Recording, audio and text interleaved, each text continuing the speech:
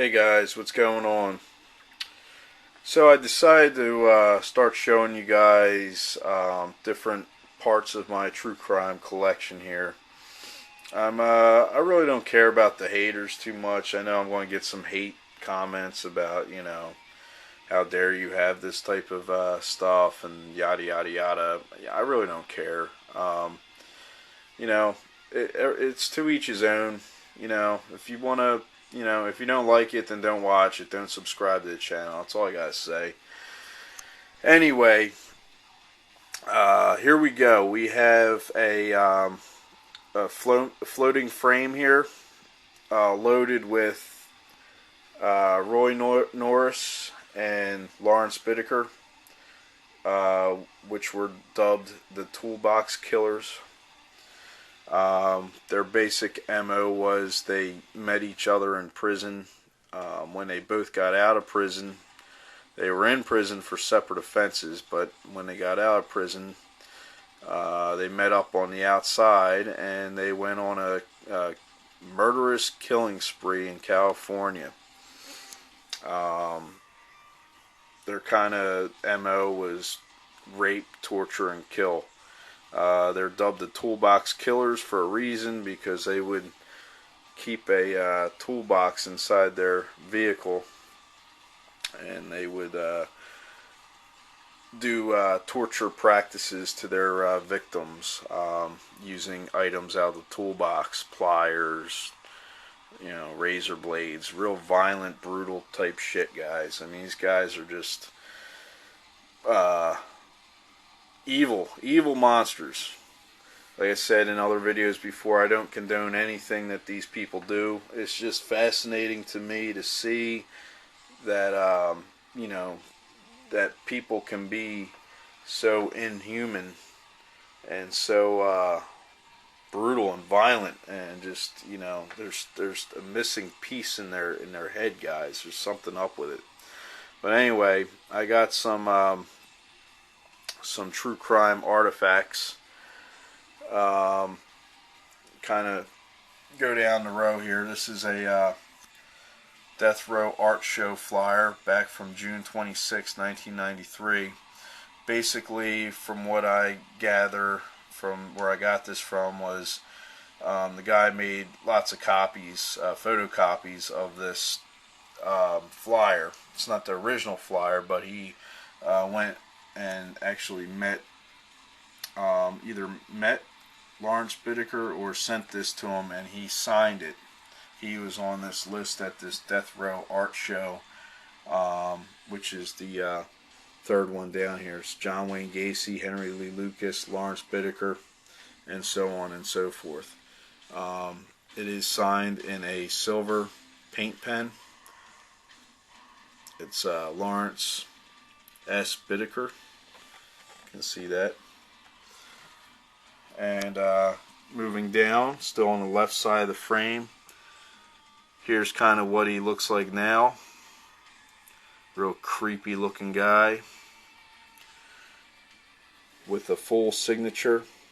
Lawrence Sigmund Bittaker, 2015, in black Sharpie. Up to the right hand side of the floating frame, we got Norris and Bittaker's serial killer trading card. That's what they looked like back in the day compared to what they look like now. Moving on down, we have a signed photo from Roy Norris.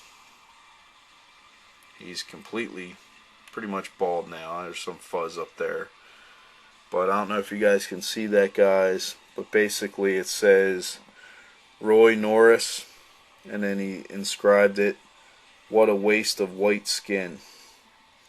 Yeah, no, that's not racist. I'm telling you guys, these guys are scumbags, but it's what happened. It's history. And then we have a prison envelope by Roy Norris. What makes this so significant is, he typically doesn't doodle on his envelopes. There's the Roy Norris Cochran, California prison. Greetings from a hold on, let me see. Greetings from a CSATF prisoner. There you go. Stamped, rubber stamped. Now this envelope went to this character over here. I'm not going to read his name. And then I obtained it. What's cool about these floating frames, guys, is you can put whatever you want in them. And they're clear on the back too. So if you have something significant that you want to show off on the back, you can always take it off a wall and show what's behind it. That's what makes them so cool. So I got another trading card on the back here behind the death row signed flyer there, or ticket, and basically it says everything they did. They're linked together as a pair because they did all their murder spree together. So all you have to do is Google search Toolbox killers and they will come up together like a couple. The photographs are dated from when they were printed out, I guess. This one says 8/24/06. This one says 11/20/15. And then this is what's really cool about the envelope, guys. Norris even put down bottom, I don't know if you can see that or not, but he writes, I'll read it to you. I don't usually have the time to enhance my envelopes, but we've been on lockdown for over a week. He wrote that in really small writing down at the bottom of the letter, or at the bottom of the envelope. So that just goes to show you there's not too many envelopes floating around with artwork on it by Norris. I don't think, believe it or not, I don't think they really did, either of them really did artwork that much. So the artwork's really hard to find.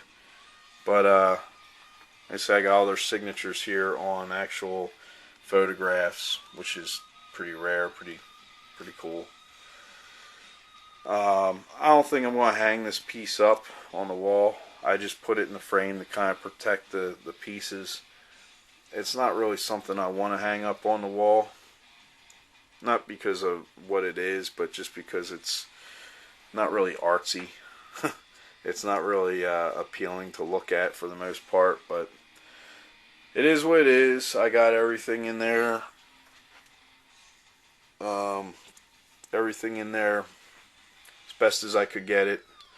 The other problem with floating frames, guys, is you put things in there, and then as soon as if you don't put them in right, then they don't look even. I was trying to make it evenly spaced out in between some of the pictures, and they would slide down as soon as I put the other pane of glass on. It was just a pain.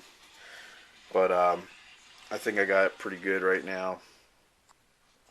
Alright, guys, that's all I have for you. Like I said, I am going to start posting and uploading more true crime stuff, so stay tuned. Alright, guys, see you.